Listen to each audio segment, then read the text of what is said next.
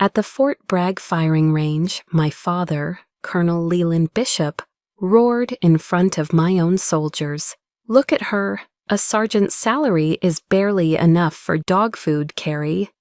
He thought he was breaking me. He thought he was putting his failed daughter in her place.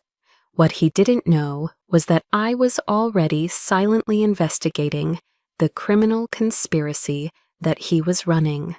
A conspiracy that was selling out the lives of his own men for profit.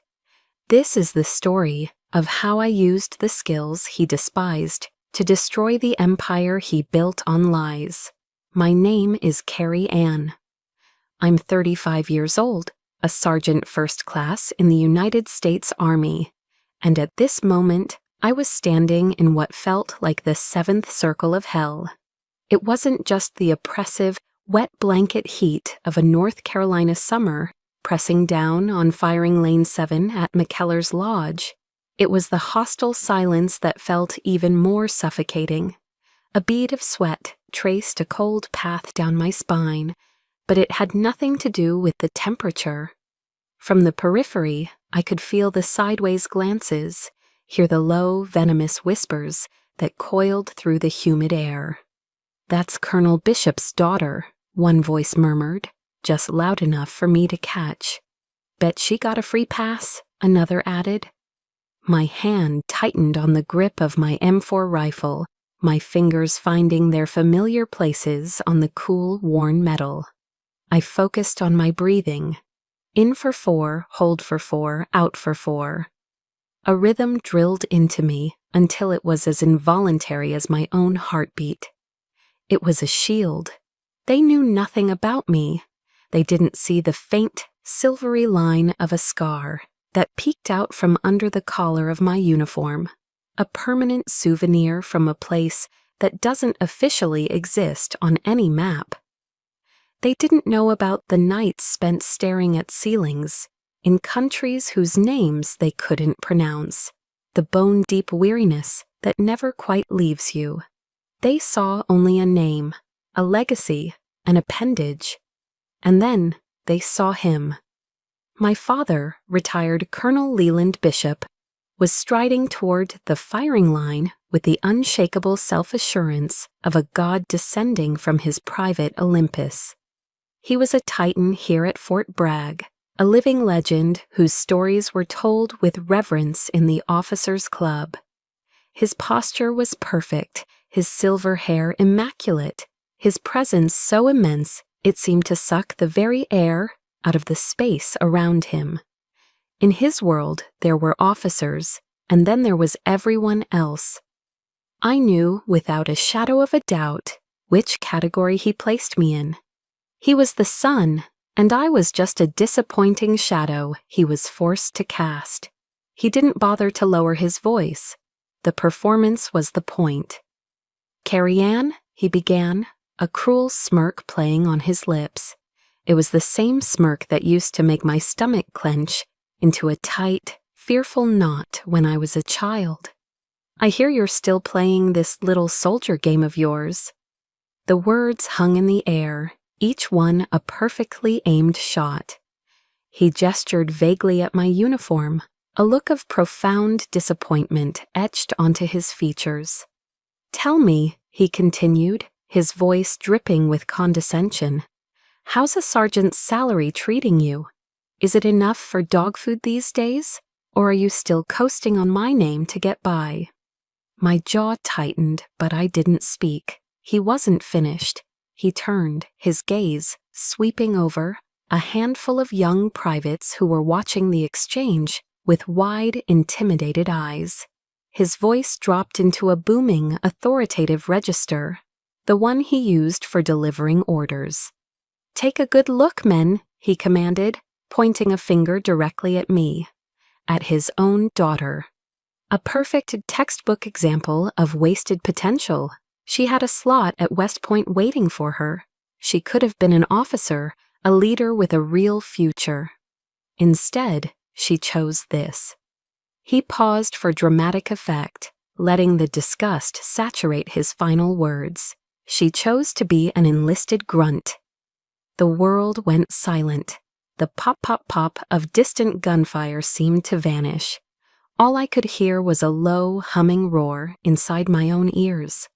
A hot, scalding wave of shame washed up the back of my neck, more searing than the relentless Carolina sun. Every eye on the range was on me now, 100 pairs of them, all waiting for the tears, for the angry retort, for me to shatter into a million pieces right there on the dusty ground. They were about to be disappointed.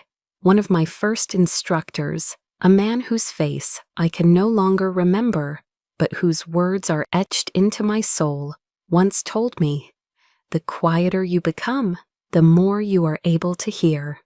In this deafening silence, I could hear everything. I didn't give my father another glance. I turned my back on him and faced the target. Inhale, exhale. Discipline is a fortress. It was the only home I'd ever truly had.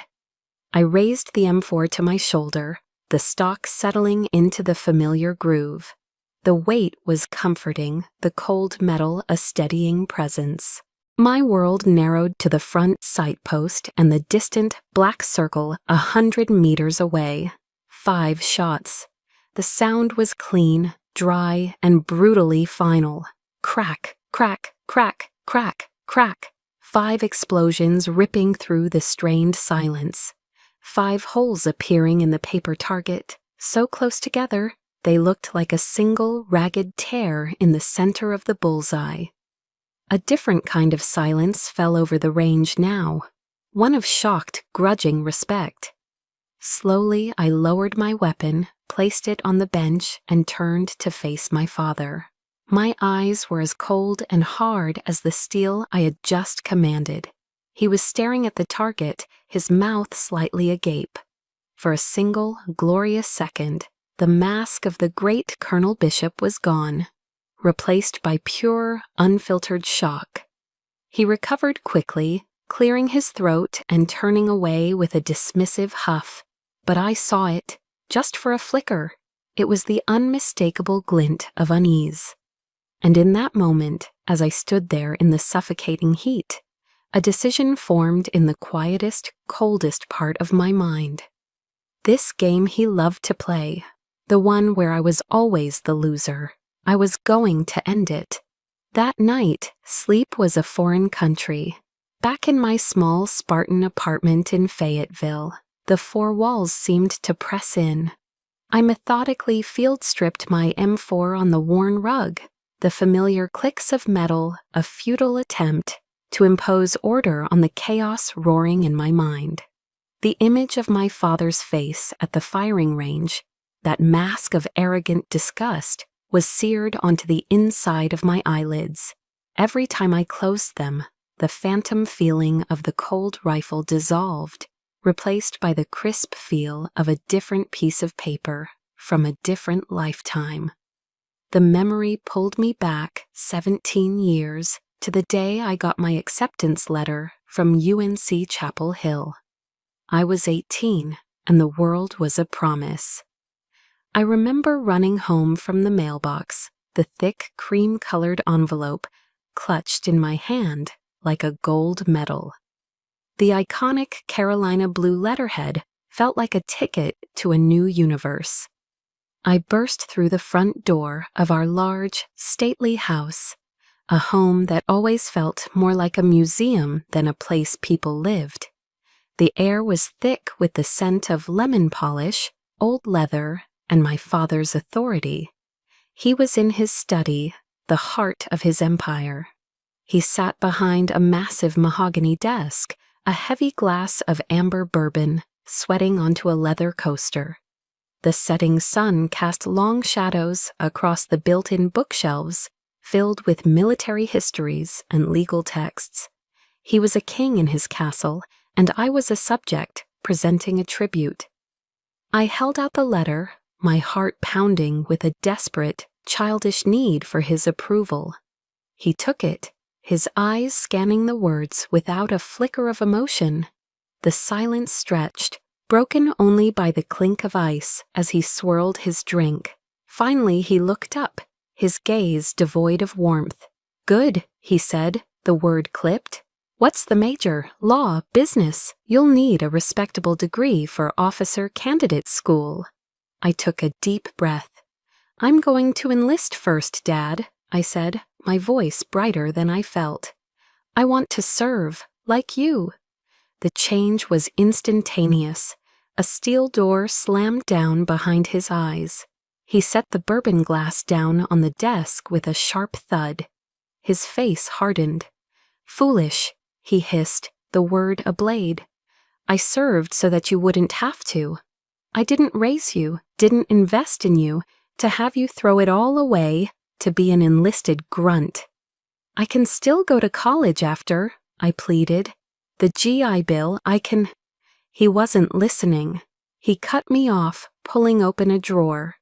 He produced a leather-bound checkbook from a private bank.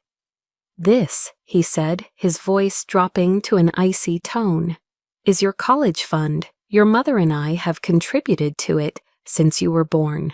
It was intended for a future officer, a lawyer, someone of status." He stared directly at me. Not for someone choosing to abandon their future. My breath hitched. In front of my eyes, he uncapped a fountain pen, wrote out a check for the full staggering amount, and then, with deliberate cruelty, he tore it into 4 precise pieces. The ripping sound was the loudest thing I had ever heard. The 4 white squares fluttered down onto the plush rug like dead leaves. "If you choose that path," he declared, "you walk it alone." I looked desperately toward the doorway, where my mother stood. She had been watching the entire exchange. She met my pleading gaze for a heartbreaking moment, then just gave a small, almost imperceptible shake of her head before looking away. Her silent complicity was a second, deeper betrayal. That night, I packed a single duffel bag. I walked it alone. His contempt wasn't a one-time event. It was the legacy he gave me. The first few years in the Army were brutal. I was the colonel's daughter, a title that followed me like a curse. I worked twice as hard, studied twice as long, and volunteered for every miserable duty just to prove I wasn't there because of him. To erase his shadow.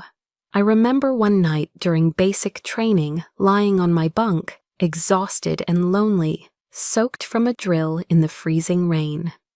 I was reading a tattered paperback of American essays someone had left behind, and I found it. The words of Theodore Roosevelt, the man in the arena. "It is not the critic who counts. The credit belongs to the man who is actually in the arena, whose face is marred by dust and sweat and blood." Those words became my scripture. My father was the critic. He sat clean and comfortable in the grandstands of my life, passing judgment. But I was in the arena. The mud, the sweat, the fear, the blood, they were mine. They were real. His rejection hadn't broken me. It had forged me. He wanted me to fail, to come crawling back, defeated. He never understood that in tearing up that check, he had accidentally handed me my greatest weapon. Absolute, unconditional independence. His disapproval became the armor I wore every single day. His rejection forged me into a weapon. So now, with this armor, what must I do to face him in the present? My command center wasn't in a secure, windowless room deep within Fort Bragg. It was on a wobbly, second-hand kitchen table in my cramped one-bedroom apartment, the kind of place a sergeant's salary gets you in Fayetteville. Outside, the night was thick and alive with the relentless electric chirping of cicadas, a sound that drilled into the silence. Inside, the only light came from the cold, blue-white glow of my laptop screen, painting long, distorted shadows across the cracked linoleum floor. My dinner, a can of Campbell's chicken noodle soup and a half-eaten sleeve of saltine crackers, sat cold and forgotten beside my elbow. I was too focused to eat, the knot of adrenaline in my stomach a more potent fuel than any food. In front of me, displayed on the screen, was a mind map. At its heart, a single name, stark and final, Leland Bishop. From that central node, branches spiderwebbed out, each one a tendril of his carefully constructed world.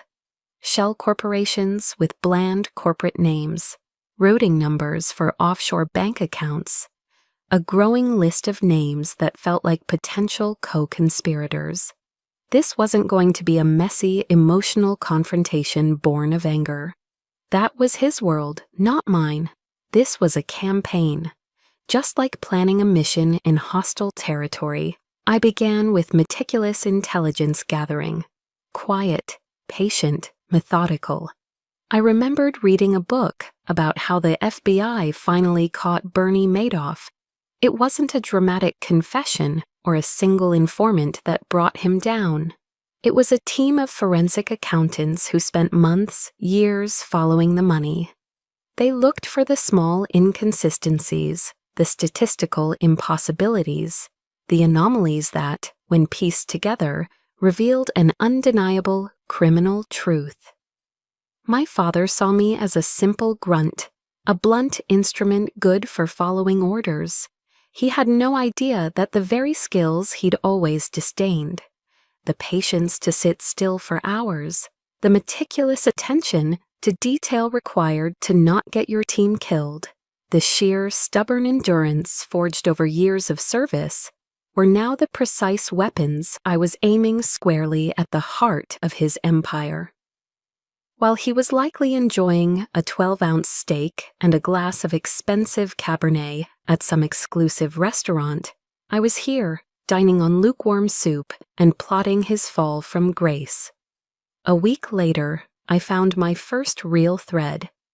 I was at the Coffee Scene, a popular off-base spot where soldiers came to decompress, the air thick with the smell of burnt coffee and cheap cologne. Over the constant hiss of the espresso machine, I overheard two non-commissioned officers from the training cadre complaining. They were griping about a newly minted lieutenant, a guy whose land navigation skills were so abysmal, as one of them put it, he could get lost in the damn PX parking lot. The other NCO snorted into his latte. Tell me about it. How'd a guy like that even make it through the Q course? I heard he graduated with honors. Honors! Can you believe it? That's when the name hit me, a small bell ringing in the back of my mind. Sterling, I knew Sterling, son of some Texas oil tycoon with a bottomless bank account. I also knew, through the ever-present base rumor mill, that his academic record before enlisting had been less than stellar. It didn't add up. You don't just magically develop the instincts and intelligence to pass the Special Forces qualification course. It's a crucible, a brutal, unforgiving process, designed specifically to weed out the weak, the lazy, and the incompetent. Sterling was, by all accounts, all three. That evening, back at my kitchen table command center, I created a new encrypted file on my laptop. I labeled it Sterling. Using the security clearance that was one of the few benefits of my job, I began to dig into his publicly available training records. I wasn't looking for a smoking gun, not yet. Just a loose thread, something to pull on. And then I saw it. It was a single data point, buried in a long, boring spreadsheet of course completion times. An anomaly. He had successfully completed a critical, notoriously difficult training module in nearly half the time of the course's fastest recorded graduate. It wasn't just impressive, it was statistically impossible. It was the first real crack in the facade. The following weeks fell into a grueling, bifurcated rhythm. By day, I was Sergeant First Class Bishop, punctual, efficient, exemplary, a ghost. I ran my squads through drills with unwavering professionalism. I was a model of discipline and quiet competence. No one could possibly suspect a thing. But when the sun went down and the bass grew quiet, I became someone else. I became an investigator. My small kitchen transformed into a data analysis cell. Night after night, fueled by bitter, instant coffee, I cross-referenced names, dates, and figures. I meticulously tracked the public transactions of the shell corporations my father controlled through a web of legal loopholes. A pattern began to emerge, faint at first, then undeniable. Large, lump-sum payments, always disguised as consulting fees, were being deposited shortly after certain distinguished graduates, like Sterling, received their certifications. Each number, each date, each name was a brick. And I was laying them one by one, with painstaking precision, building a wall of evidence. It was solid, it was methodical, it was irrefutable. A deep, bone-wearying exhaustion began to settle into my soul. A constant, heavy companion that sat on my shoulders. But the discipline held me upright. It was my refuge. My father had taught me to be tough, to be resilient, to never show weakness. He just never imagined that one day all that toughness would be directed back at him. My lonely path was becoming clearer with every brick I laid. I hated these events, the dog and pony shows. Once a year, the brass would haul out the latest military hardware for a combat capabilities demonstration, a carefully choreographed performance for visiting politicians and defense contractors. It was a day of pressed uniforms, forced smiles, and carefully managed optics. My first sergeant, likely knowing my aversion to the spotlight, had assigned me to logistics support, a glorified supply clerk role, tucked away behind the main staging area. I was grateful for the anonymity. My job was to stay in the shadows and make sure the people in the spotlight had everything they needed. My father, of course, was a different animal entirely. For him, this wasn't a duty, it was a stage. He thrived in this environment. Dressed in an impeccably tailored dark suit that probably cost more than my last 2 paychecks combined, he moved through the crowd of dignitaries like a peacock, his perfectly coiffed silver hair catching the sunlight. He shook hands, he laughed his booming laugh that always sounded more like a command than an expression of joy, and he held court. I watched from a distance as he cornered a U.S. senator, launching into a grandiose explanation of some complex building entry technique. He gestured wildly with his hands, his voice ringing with authority, as if he himself had just breached a door under fire yesterday, instead of spending the last decade collecting exorbitant fees as a strategic consultant. For a moment, his eyes flickered in my direction. It was a fleeting glance, but it was loaded with his signature contempt, a silent reminder of my proper place in his universe. Invisible, insignificant, a servant to more important men. I simply lowered my head and went back to checking the inventory on my clipboard. Then the atmosphere shifted. It was a palpable change, a wave of gravitas that silenced the idle chatter. The crowd parted respectfully. General Marcus Thorne, the 4-star commander of the United States Army Special Operations Command, had arrived.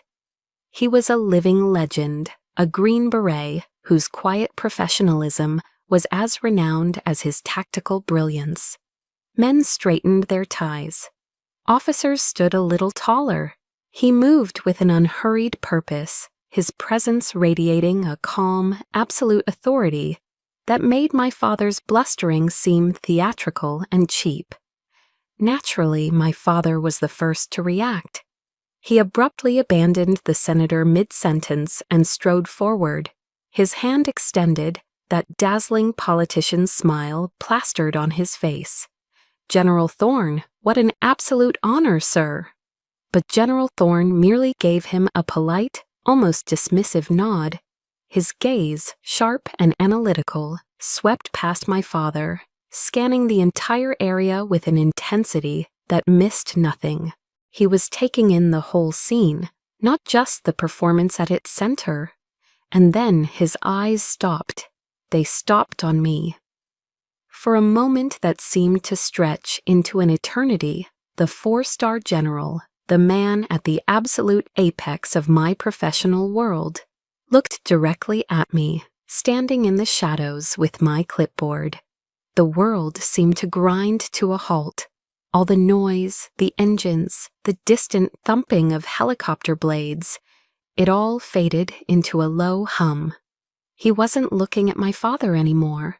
He wasn't looking at the senator. He was looking at me. And then he started walking. Not toward the polished displays of weaponry. Not toward the VIP grandstand. He started walking toward me. My father froze. I saw his face transition through a rapid series of emotions, from fawning self-importance to confusion, then to a flicker of raw, indignant anger as General Thorne walked right past him as if he were nothing more than a piece of furniture. The general's polished black shoes crunched on the gravel, each step a hammer blow to my father's ego. He stopped directly in front of me. He wasn't looking at the rank on my collar or the name tag on my chest. His eyes, which held a universe of experience, were filled with a startling, immediate understanding. They flickered down for a fraction of a second to my forearm, to the small, faded unit tattoo that was barely visible beneath my sleeve, an emblem that meant nothing to outsiders, but everything to those who had been there. He extended his hand. "Sergeant First Class Bishop," he said. His voice was deep and resonant, carrying an innate authority that had no need for volume, yet it held no trace of condescension. It was the voice of a fellow warrior. "It's an honor. I read your after-action report from—" He paused, naming a classified operation that was little more than a whisper in the halls of power. "Last year, quiet professional." He used the words, the sacred words, the highest compliment one could receive in our world. He squeezed my hand firmly, a gesture of respect, not of rank. "It's soldiers like you," he said, his eyes meeting mine, "who are the absolute backbone of this force." I couldn't speak. A lump had formed in my throat, thick and painful. All I could manage was a single sharp nod. As he turned to leave, I risked a glance at my father. His face was ashen. It was a ghastly, pale mask of pure, unadulterated shock, mingled with a rage he couldn't conceal. The game had just changed. The board had been flipped. And for the first time in my life, I felt the ground shift beneath my feet, solid and firm. General Thorne's handshake wasn't just a gesture, it was a key. It unlocked a door I didn't even know existed. For 2 weeks after the demonstration, the world felt different. The whispers that used to follow me around base seemed to fade, replaced by nods of grudging respect. The weight of my father's name felt lighter on my shoulders. Then came the phone call, a crisp, professional voice from the general's own office. They wanted to formally invite me to apply for an instructor position at the Joint Special Operations University, JSOU, down in Tampa, Florida. It wasn't just a job, it was an escape route. It was a future where my value was measured by my experience, not my last name. A place where I could shape the next generation of operators, passing on the hard-won lessons from the field. It came with a salary that would be triple my current pay, a detail that brought a grim, ironic smile to my face. It meant a life of stability, of sunshine and sea breezes, hundreds of miles away from the suffocating shadow of Colonel Leland Bishop. For the first time in what felt like my entire adult life, A genuine, uncomplicated sliver of hope lodged itself in my chest. I spent days perfecting my application, polishing my service record until it gleamed. The video interview with the selection committee went perfectly. I was articulate, confident, knowledgeable. They were impressed. The master sergeant on the panel told me I was their top candidate, that I should expect a formal offer within the week. I allowed myself to dream. I looked up apartment listings in Tampa, picturing a small place with a balcony where I could drink my morning coffee and smell the salt in the air. I imagined a life where my worth was validated by a signed contract and a steady paycheck, not by a fleeting, desperate search for approval that never came. A new dawn was on the horizon. And then, just as quickly as it had appeared, the sun went out. The door didn't just close, it was slammed shut, the deadbolt thrown. It arrived as a brutally short, impersonal email from JSOU Human Resources. Subject: Instructor Position Application. Sergeant First Class Bishop, thank you for your interest in the position at the Joint Special Operations University. After careful consideration of changing operational needs, we have decided to go in a different direction with this hiring cycle. We wish you the best in your future endeavors. No explanation, no feedback, just a cold corporate dismissal. A digital slap in the face. My hands began to tremble. I read it again and then a third time, as if the words might change. I immediately called my contact on the selection committee, a good master sergeant I'd known for years. His voice on the other end of the line was strained, heavy with an unease that traveled through the phone. "Carrie, listen, I shouldn't be telling you this," he stammered, his tone low and cautious. "It's way above my pay grade, but there was a call, from the top, from a senior consultant with a lot of pull in DC. My blood ran cold. I knew where this was going. "This consultant," he continued, the words tasting like poison even in my ear, "expressed grave concerns about your psychological stability. Following multiple combat deployments, he said your profile made you a potential liability risk for the university. The lawyers got involved. It killed your nomination on the spot. I'm sorry, Carrie, my hands were tied." My heart didn't just sink, it stopped. It was a physical sensation, a hollow, terrifying stillness in my chest, a liability risk. He had taken my service, my sacrifices, the very things that made me qualified for the job, and twisted them into a weapon. He had painted me as broken, as unstable. There was only one person in the world with that level of influence and that depth of cruelty. Only one person who would and could do this: my father. He couldn't beat me on merit, so he had poisoned the well. He couldn't deny General Thorne's public recognition, so he had crept into the shadows and whispered lies into the ears of bureaucrats, men who feared lawsuits more than they valued honor. He had made my greatest strengths into my most damning weaknesses.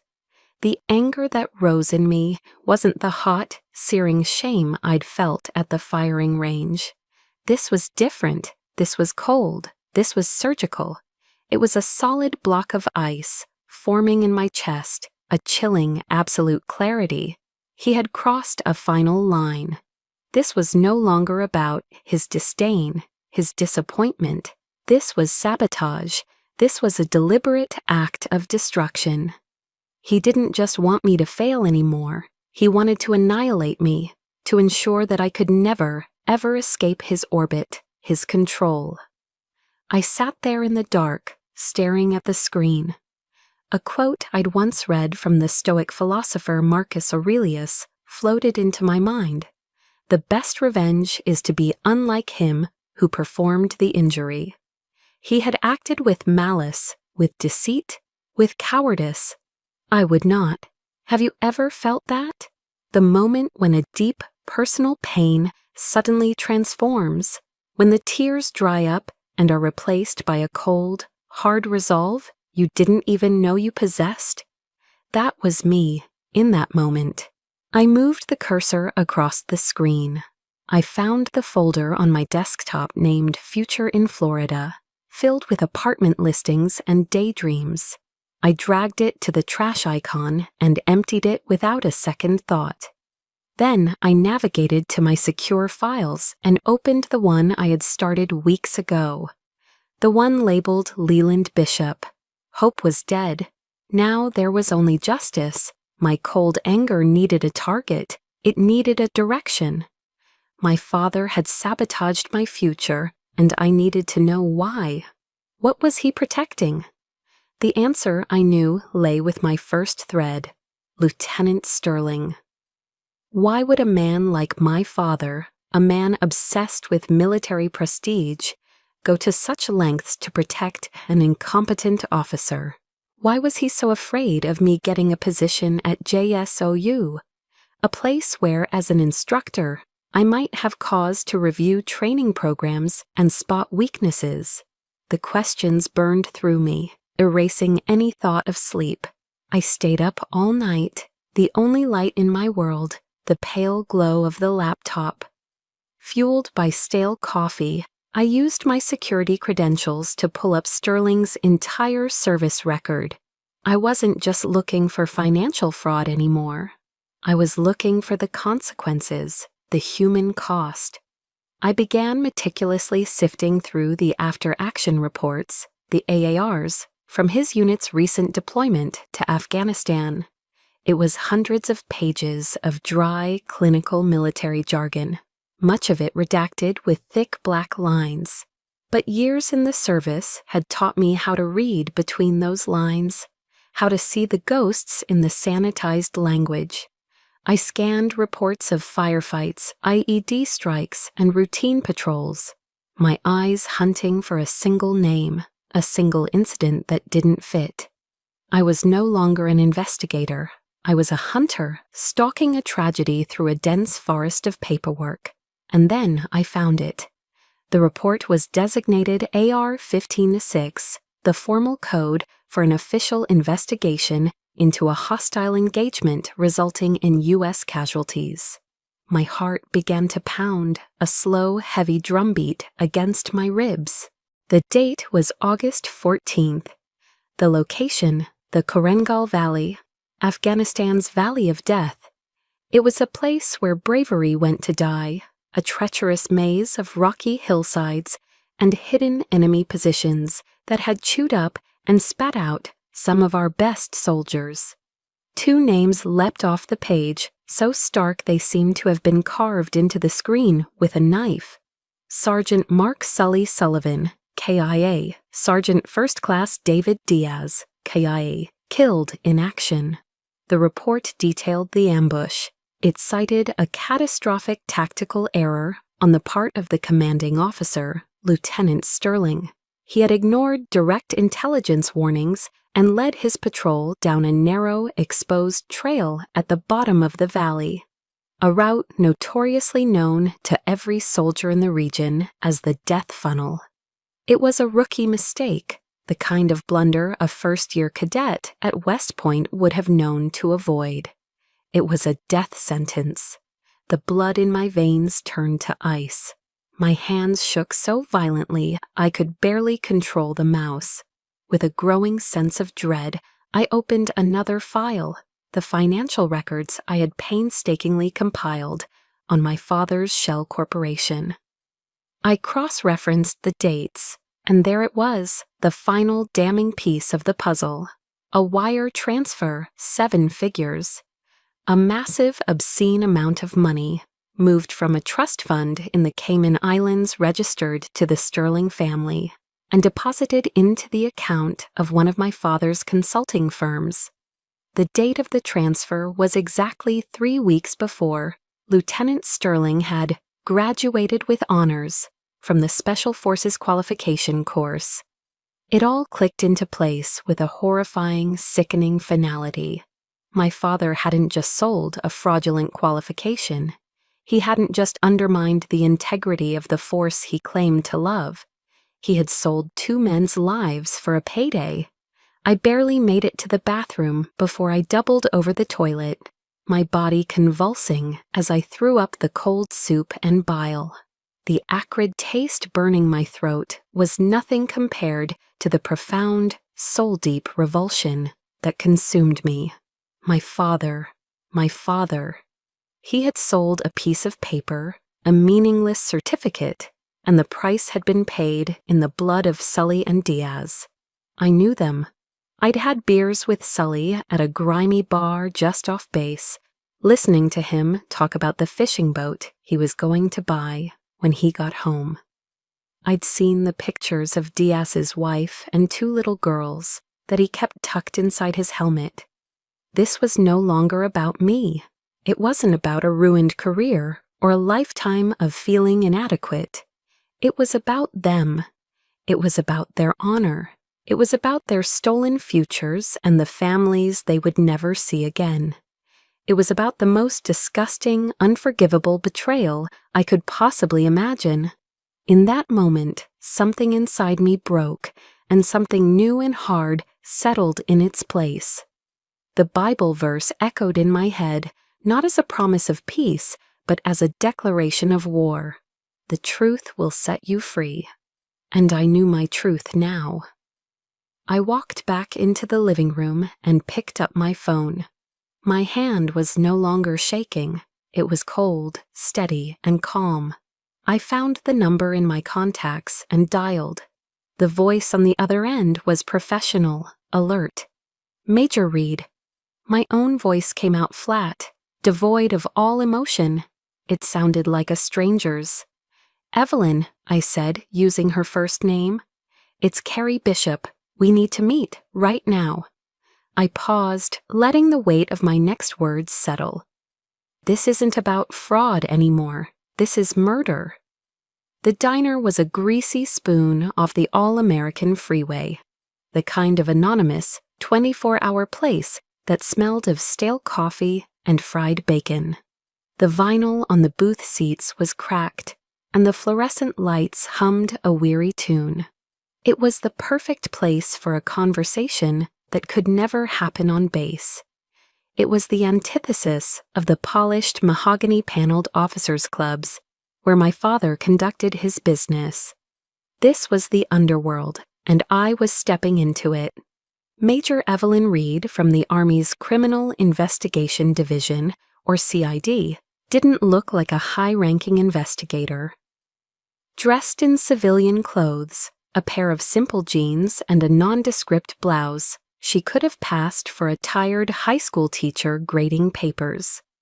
But her eyes were a different story. They were sharp, intelligent, and missed nothing. They assessed me over the chipped Formica tabletop as I slid into the booth opposite her. I didn't waste time with pleasantries. The time for that was long past. I pulled a small, encrypted, external hard drive from my pocket and slid it across the table. It stopped next to a puddle of condensation from her glass of iced tea. "On here," I said, my voice low and even, "you'll find preliminary financial transactions, the training records of at least 3 suspicious graduates, including Lieutenant Sterling, and the full unredacted after-action report concerning the deaths of Sergeant Sullivan and Sergeant First Class Diaz." Evelyn didn't say a word. She simply took out a government-issue laptop, plugged in the drive, and began to type. The only sound for the next 5 minutes was the soft, rhythmic clicking of the keyboard and the distant clatter of plates from the kitchen. I watched her face. I saw the initial professional skepticism melt away, replaced by a focused intensity, which then gave way to a look of utter, undisguised horror. She finally looked up, her face pale under the harsh lighting. "My God, Bishop," she whispered, her voice barely audible.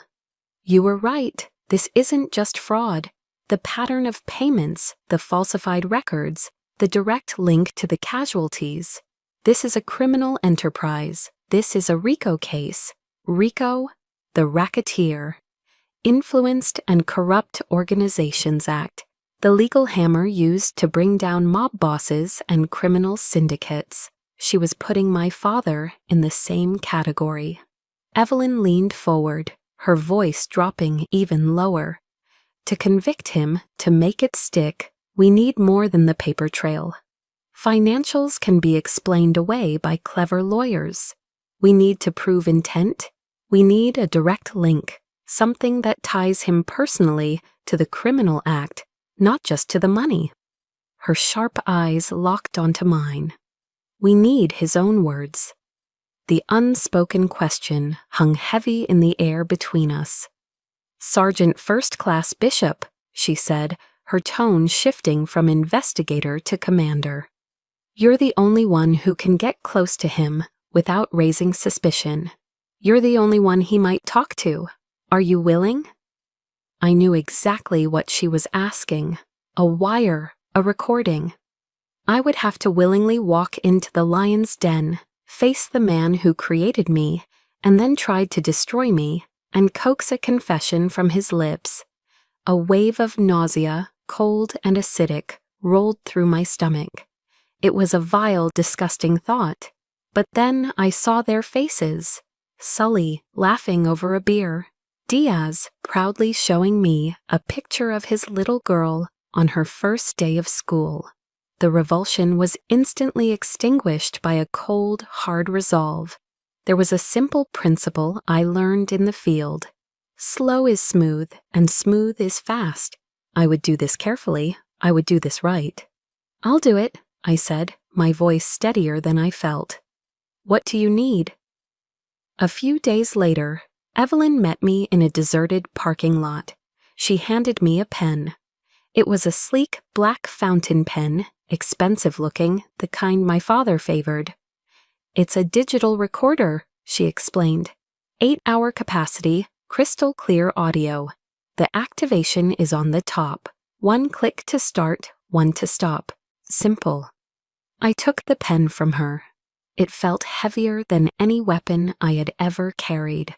My M4 was designed to take a life to protect others.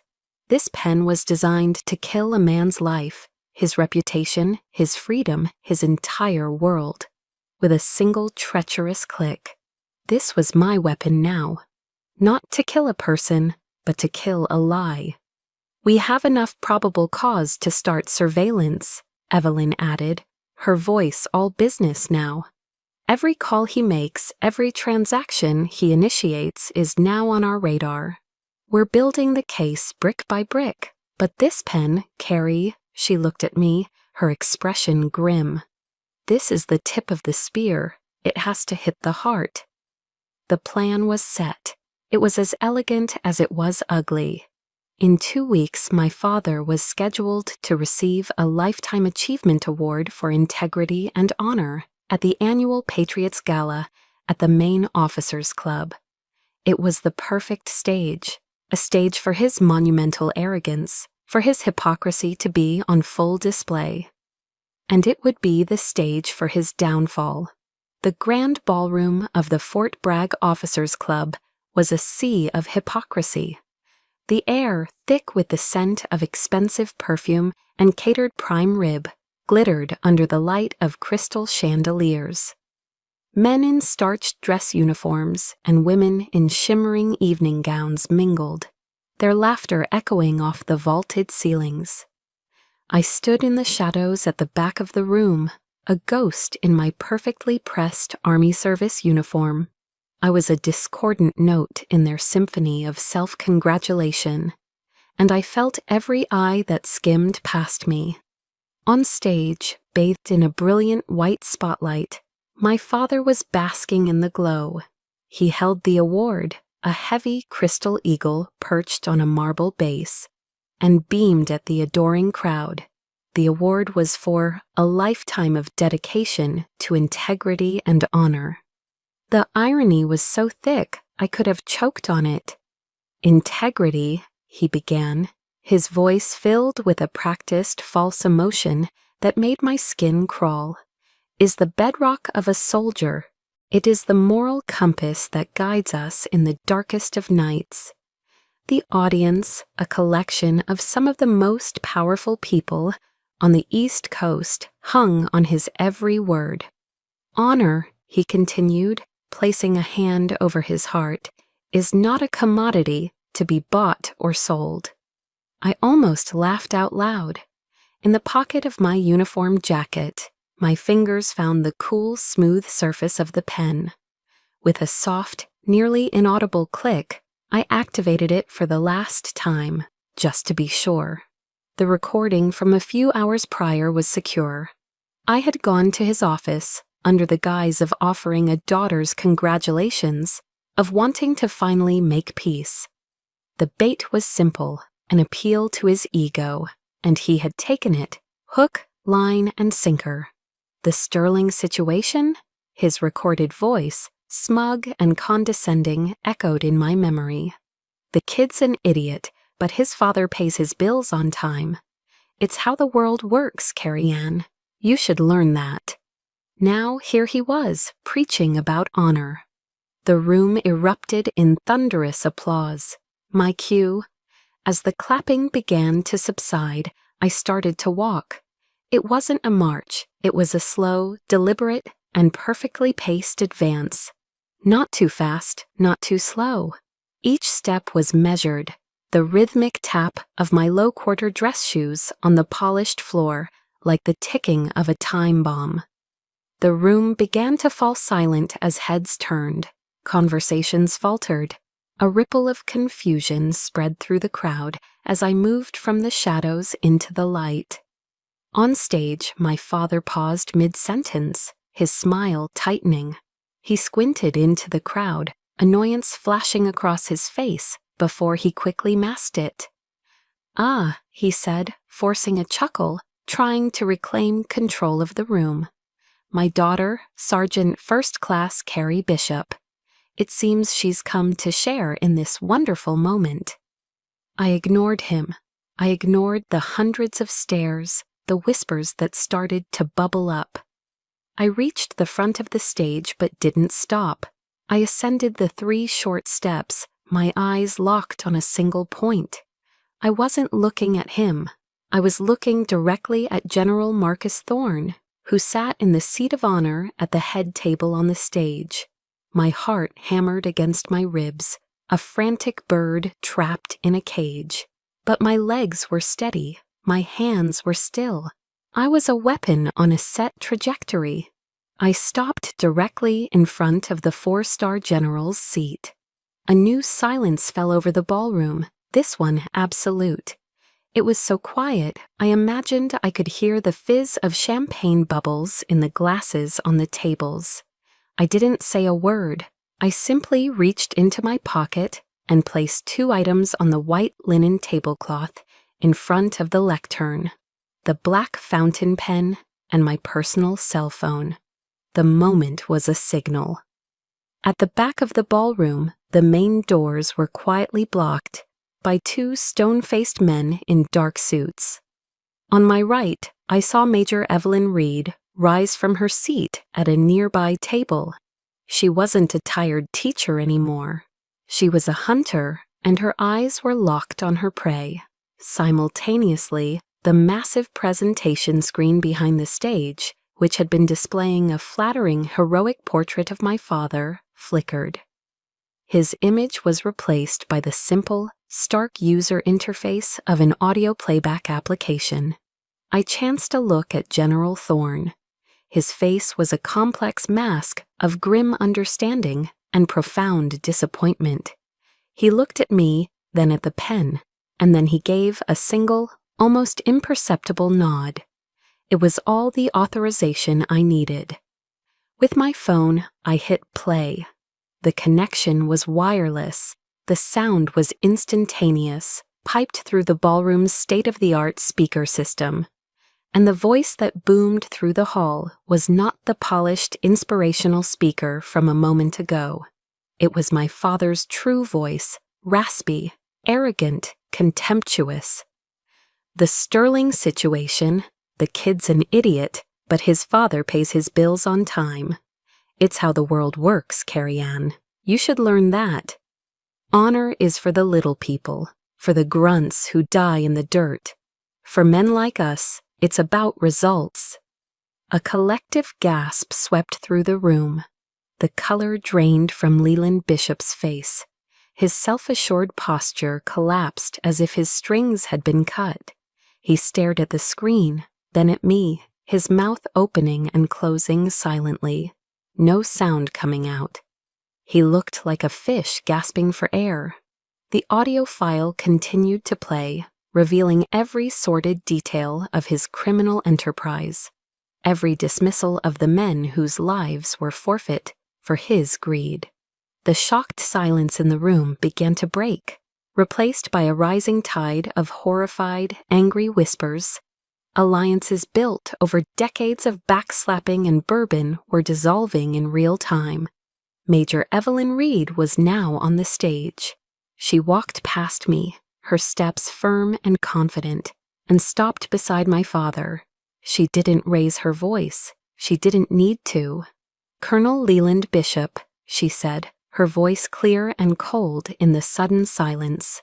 "You are under arrest for conspiracy, fraud, and your role in the deaths of Sergeant Mark Sullivan and Sergeant First Class David Diaz." Justice didn't arrive like a thunderstorm. It came with the soft, silent click of a pen. The aftermath was chaos. A controlled, military-grade chaos, but chaos nonetheless. As my father, his face a vacant, lifeless mask, was led away in handcuffs by the CID agents, the glittering crowd parted before him like the Red Sea before Moses. The friends, the business partners, the sycophants who had been clapping for him just minutes earlier, now actively avoided his gaze, turning their backs, suddenly fascinated by their own shoes. I saw the wives of prominent officers subtly tugging their husbands away, creating distance, quarantining themselves from the stench of his disgrace. An empire built on lies had crumbled to dust in the space of a single audio recording. General Thorne remained on the stage, his face carved from granite, issuing quiet orders to the military police who were now securing the ballroom. But I barely heard him. I just stood there, a statue in my dress uniform, watching the man who was my father being escorted out of his own life. The high-octane adrenaline that had fueled my every action for the past hour drained away, leaving a hollow, cavernous emptiness in its wake. I had expected to feel triumphant, vindicated, a surge of righteous satisfaction, but I felt none of it. There was no joy, no thrill of victory. There was only a profound, aching void. That man, as monstrous as he had become, was still the one who had taught me how to tie my shoes on the front porch of our old house. The truth had been set free, as the saying goes. But I was learning that freeing the truth can leave a wound of its own. After the ballroom was cleared and the last of the gawking staff had been dismissed, General Thorne found me in a small, empty conference room backstage. He didn't say much. He just walked over and placed a heavy, comforting hand on my shoulder. "You did a very difficult thing tonight, Sergeant First Class," he said, his deep voice resonating in the quiet room. "But it was the right thing. You defended the honor of this force more than any award ever could." His words were a balm, a validation I had craved for years, but they couldn't fill the void inside me. They were a bandage on a wound that was far too deep. Major Evelyn Reed joined us a moment later, her demeanor all professional efficiency. "We have everything we need, Bishop," she stated, her tone crisp. "He confessed to everything on that recording. This case is going in the textbooks. You did good." Everyone kept telling me I did good. They saw a successful operation, a criminal brought to justice, a corrupt network dismantled. I felt like the sole survivor of a bloody battle, left standing alone on a battlefield littered with the corpses of my own past. The drive home to my apartment was a blur.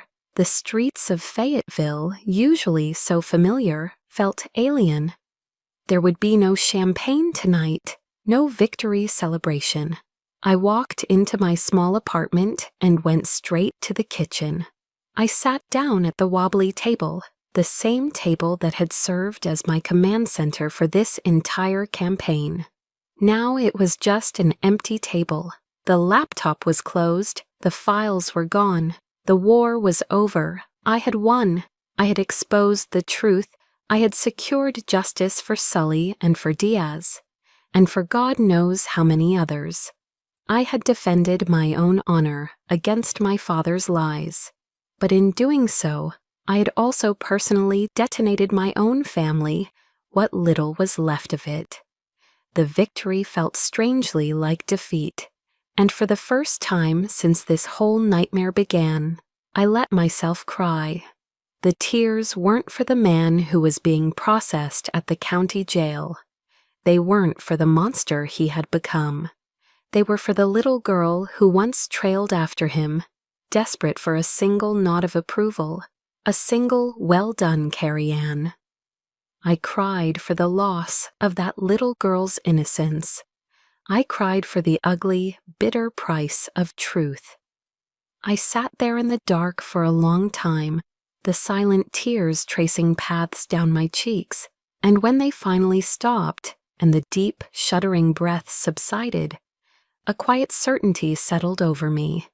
That chapter of my life, the one defined by him, by his shadow, by my desperate need for his validation, was well and truly over.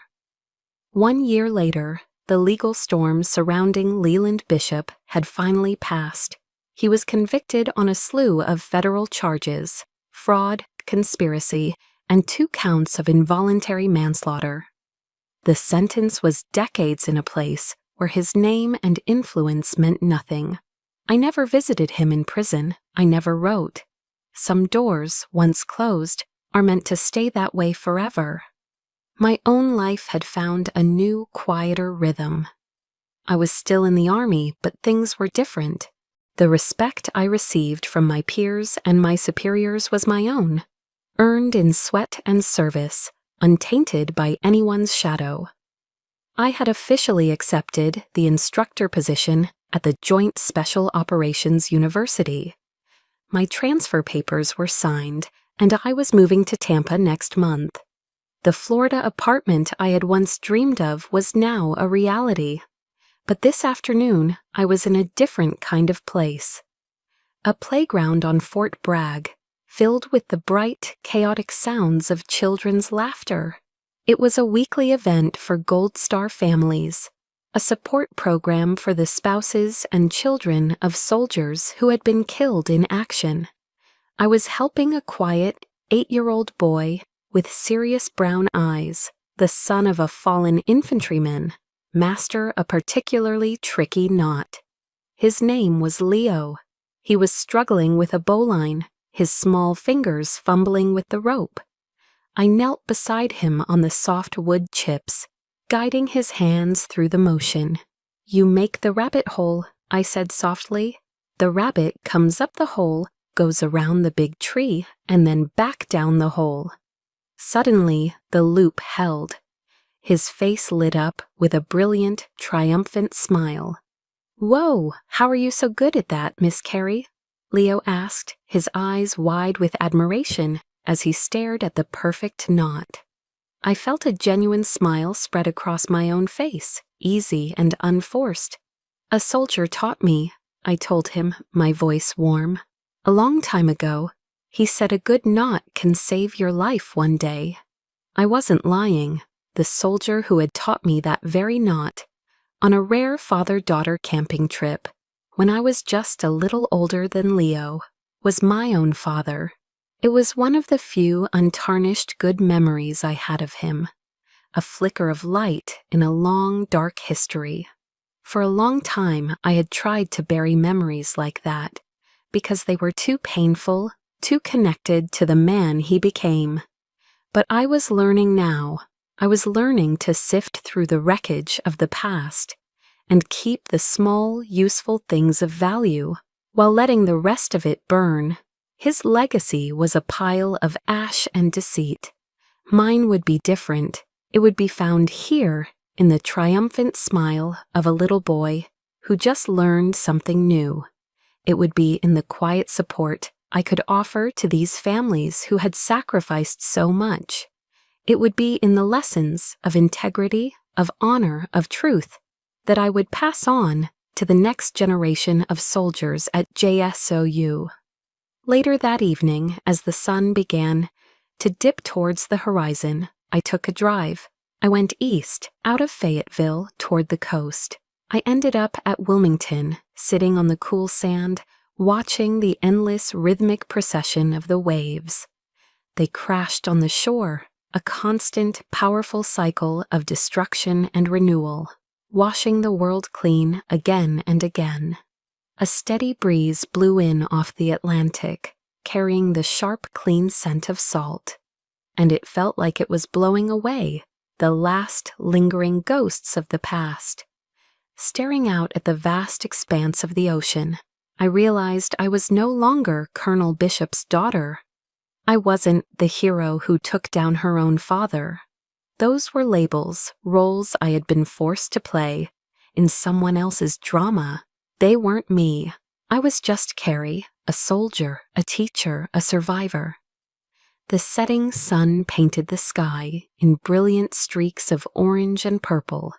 A new dawn was waiting for me in Florida. I didn't know exactly what it would bring, but for the first time in my life, I felt a deep, unshakable certainty. The path ahead was mine to chart. The orders were my own.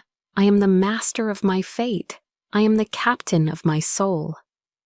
My journey to this beach, to this moment of peace, was long and lonely. But as I share this, I know I'm not truly alone.